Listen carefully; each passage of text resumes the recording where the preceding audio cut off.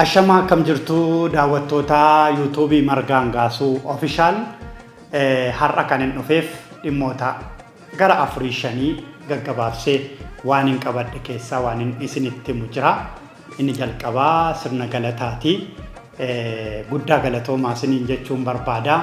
Namoonni faana koo dhooftanii waan inni YouTube kanarratti maxxansu waan inni barreessu hundumaa hordoftanii laayikii, sheerii, sabiskiraaybii gochuudhaan YouTubein koo akka guddatu isinis immoo karaa kanaan isin qofa otoo hin taane immoo namoonni karaa biraatiin kallattii garaagaraatiin YouTube kiyya fayyadamuu akka danda'an waanuma xiqqoo waanuma nani xiqqoo hin fayyaddi jedhee achirra kaa'u akka namoota bira qaqqabuuf namoonni biraas sabiskiraaybii akka godhan namoonni baay'ees immoo laayikii fi sheerii komentii akka godhan warri na deeggaraa turtan guddaa galatooma.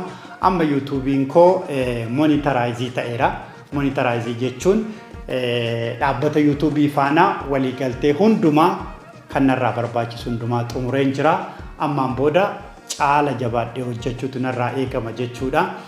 Wanti hojii kana hojjedhuuf waa lamaa fi tokkoon jireenya ittiin jiraachuu fi inni lammataa immoo beekumsa kooshii xiqqoo baay'ee xiqqoo taate kana namni waan inni itti dubbadhu kana hin hubanne namni waan inni dubbadhu kana hin beekne yookiin immoo waan inni dubbadhu kanarraa ka'ee namoonni akka waa dubbisan ijoolleen akka waa dubbisan qorannoowwan garaagaraa akka gaggeessan keessattuu aadaan dubbisu baay'ee dhaloota Oromoo biratti akka guddatuuf tattaaffiin ani taasisu kana yoo nama bira qaqqabe waanuma jedhuufi kanaaf ammas YouTube koo irraa akkan argaa jirutti namoonni baay'een daawwattanii tumba'uu qofa. Inumaayyuu namoonni sabiskiraaybii godhanii fi namoonni YouTube koo daawwatan walqixa baay'een isaanii.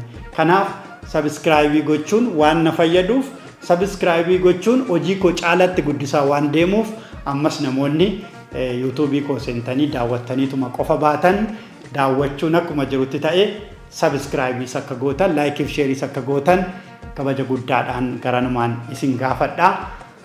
Dhimma kanarratti egaa maal osoon hojjedhe gaariidha maaltu namatti siqaa maaltu isinitti siqaa maal jaalattu maal feetu waan jedhu immoo achuma YouTube koo jalatti otoo barreessitanii natti tola. Fakkeenyaaf seenaa nama seenaa qabu gaafa jennu seenaa nama seenaa qabu nama baay'ee seenessineerraa namoota immoo nuti hin seenessine garuu nama seenaa qabu kan namni irra darbe kan innis irra darbe kan sirnis irra darbe kan siyaasnis biyyis irra darbe namoota baay'ee iyyaafatamanii seenaan isaanii lafa taa'uu qaba jettanii kan yaaddanis barreessaa achi jala kaa'a. Ani immoo sanarraa ka'een amma ofni kiyya danda'etti amma beekumsi kiyya na ajajet qoradhee seenessee seenaan isaa dhaloota dhufuuf akka lafa taa'u keessaa hunda YouTubein koo kun monitaraayizii ta'ee wanti nan hojjedhu hundumtuu hin ta'a jechuudha. Kanaaf waan taa'u kan immoo dhalootaaf ta'a jechuudha. Nu har'an darbina wanti hin darbine seenaa wanti hin darbine dhaloota jechuudha. Nuti deemna dhaloota biraa dhufa akka harrii mataa kanaa jechuudha. Iddoo har'a gurraachi ciise boru adiin ciisuun isaan oolu waan ta'eef wal jijjiiruun isaan hafu waan ta'eef kanas garanumaan isinitti himuu fi galatan qabu isinii galchuuf. Inni biraa haala yeroo har'a Oromiyaa keessa jiru wal qabatee wantoonni baay'een nama ajaa'iban wantoonni baay'een garaa nama nyaatan wantoonni baay'een nama gaddisiisanii miira namaa tuqan hedduu argaa jirra jechuudha. Osoo arguus baanne osoo dhaga'uus baanne jennee waan sammuu keenya keessatti qabannu argaa dhagaa jira jechuudha. Kun immoo waan baay'ee nama dhukkubsuudha. Yeroo tokko Umar Suliimaan waa weellisee ture. Egaa Umar Suliimaan akka namuu beeku gameessa aartiiti. Gameessa qabsooti. Kunnootiin kunoo taate jedhee walaloonni sirba keessaa yeroo baay'ee fakkeenya dhaloota hundaati wanti kun na ajaa'ibaa wanti kunnooti jennu kunoo gaafa taate nama dhukkuba jechuudha. Garuu wanni guddaan waan ta'eef dhukkubsachuu caala waan ta'eef akka lammatan taane furmaanni maali kan jedhu gaafii nu bira jiru jechuudha. Fakkeenyaaf ana dabalatee Oromoo ana dabalatee seenaa Oromoo baay'ee dhaadhessine beektota qabsaa'ota rogeeyyii siyaasaa baay'ee dhaadhessine Oromoon saba guddaa akka ta'e Oromoon duudhaa guddaa akka qabu aadaa guddaa akka qabu afaan aadaa falaasama jireenyaa kana hunda kaafne amma tulluu nama durii akka geenyu agarsiifne jechuudha. Garuu nu dhaloonni keenya kun amma jennu geenyaayi dhugaa amma tulluu sanaa geenyaayi dhugaa saba guddaa gaanfa Afrikaa irra jirru ammas geenyaayi bakka jennu kana jirraayi iddoo jirru kana jirraayi. Fakkeenyaaf gama beekumsaatiin yoo ilaalle beekumsi keenya akka nuti jennu gaanfa Afrikaa irraa uummata guddaa jennu kana bira gahee jiraayi. Waa hubachuun keenya achi gahee jiraayi.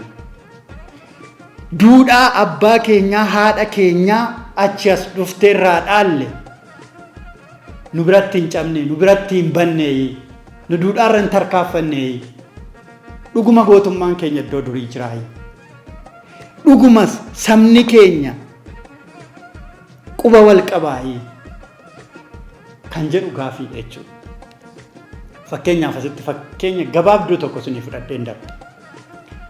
Japan gaafa Ameerikaan misaayil boombiidhaan akkan taane isaan taasifte akkan taane ta'uu qofa miti. Dhaloonni boodaan dhufu naannoo sanatti dhalatu amma waggaa hedduutti akka namni fayyaan hin dhalanne akka sammuun fayyaan taane akka qaamni fayyaan taane akka dhalatu gaafa Ameerikaan gootu Japan murtee ishiin jalqabaa Ameerikaan atakaroo qabachuu Ameerikaa gaaduu Ameerikaan loluu osoo hin taane paarlaamaan biyyattii taa'ee uummanni biyyattii yaa'ee waan maal gooneef gara jabeenyi amma naga'u nurratti raawwatan waan maal hojjenneef lafarraa nu balleessuudhaaf Ameerikaan kaati jedhanii waliin mari'atan jechuudha. Lola Ameerikaan tarii Ameerikaan lolanii danda'uu ta'a. Tarii hin danda'an ta'a. Isa achumatti bulfataniiti aadaa keenya moo duudhaa keenya moo sirna bulchiinsaa keenya moo daldala keenya moo amantii keenya moo jiruuf jireenya keenya moo isa kamtu nama Japaaniin ala jiru miidha isa kamtu nama miidha isa kamtu nama nurratti kakaasa isa kamtu nama nu jibbisiisa kan jedhu kana qorannee addaa baafnu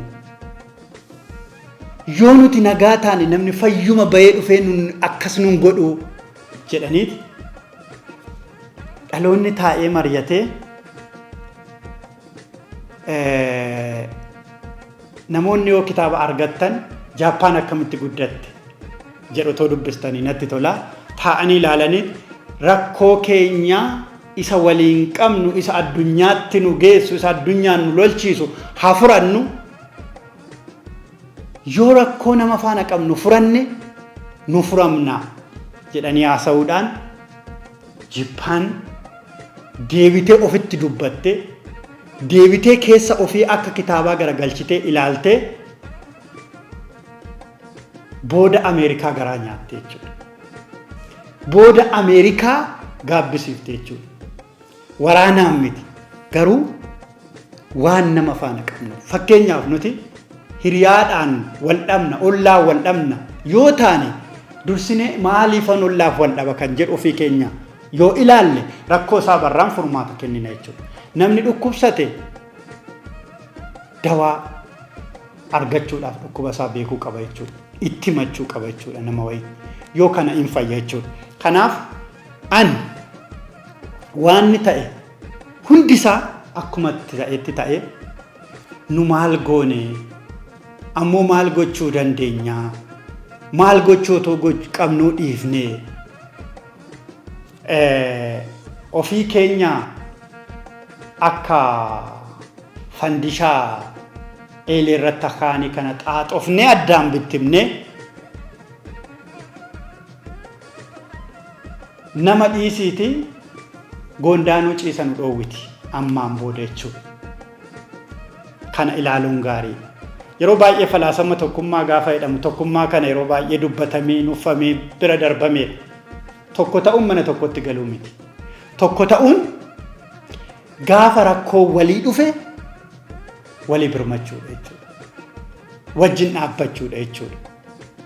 Keenya dhimmi torbeen darbu waan ta'eef isa waan namatti quba qabnu ofii keenyarraa kaanee too ilaalle gaariidha waan jedhuufi jabaan ofumaa reebee boo'icha nama dhoowweedha. Reebee boommoon dhoowwa kan boonye dhoowwa jechuudha. Kanaaf yoo jabaanne yoo ulaa keenya cufanne mootummaattis waan iyyata dhiyeeffannuuf hin qabnu qaama biraattis waan iyyata dhiyeeffannuuf hin qabnu jechuudha.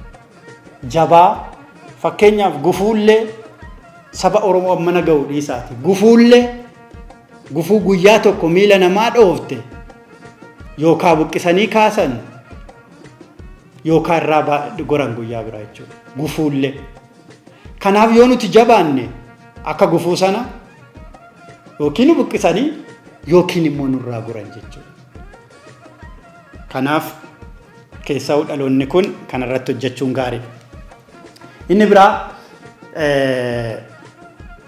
dhimma dookumentariiwwan adda addaa hojjechuutiin wal qabadhee booda akkan irraanfanneef dookumentariin guddaan tarii waggaa 20 naannoo waggaa 20 ogummaa kanaan hojjedhe caalu anas nama daalu dookumentariin guddaan tokko dhufaa jira. Waa'ee dookumentarii kana har'a baay'ee hin dubbadhu. Qormaanni mudachuu danda'a. YouTube koo waan isinitti tole sheerii godha, laayikii godha, komentii godha, subscribe godha. Nafaana ta'a. Kottaa nafaana jiraadha. Hin dhuftan isini YouTube irraa gara show gurguddaattis jijjiiruufan jira. Show gurguddaa namoonni gurguddoon rogeeyyiin irratti dhiyaatan jiruuf jireenya hawaasaa kan biyyaa kan addunyaa xiinxalanis dhufuudhaaf jiru isaaf yeroo gabaabaa naa kenna. Show isin jaalattantu dhufaa jira. Ulfaadhaa.